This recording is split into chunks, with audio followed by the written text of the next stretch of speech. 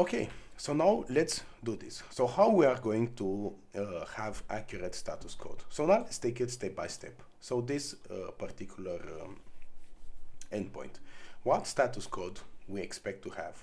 So in our case, we have only one status code, and that is the 200 OK. Now what I'm going to introduce to you is, instead of returning a list of person, Spring has this response entity class, which is a wrapper on which we can put our objects. And instead of returning the list, we return this response entity which wraps this particular object. And this has a lot of configuration. And the one we care about is return new response entity. And here you will need to put the value, the object. So the object will be person get people.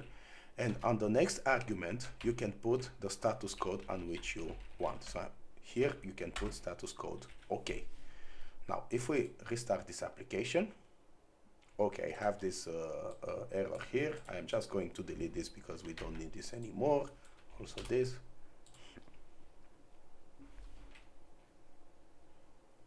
And now if I go to get all peoples, I will have the same result, but now I have more control over what status code I can return. So for example, if we go here to get one, and we go here to get one, instead of null here, I can go here.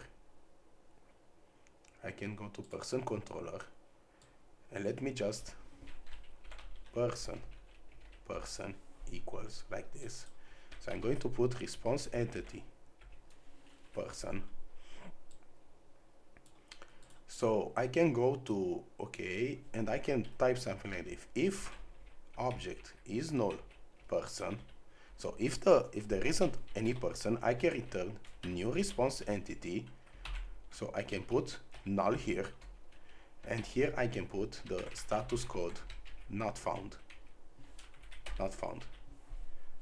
Else we return the person. Okay, I need to also wrap this in a response entity. Person HTTP status OK. But I can show you a shortcut for this. You can type response entity dot OK, and then you can just type the body. And this will add for you.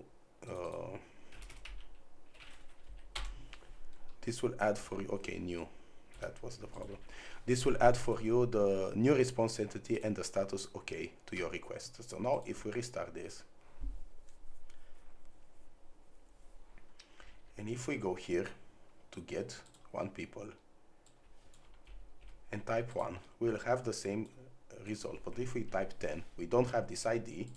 Now it will also be null, but now it's 404 instead of 200. So now the front end can accurately configure their own backend calls and tell if there is a status code by 404, I know it's no resource, and possibly can show something to the user, hey, this particular person doesn't exist. Now let's move to the next video and do the other endpoints.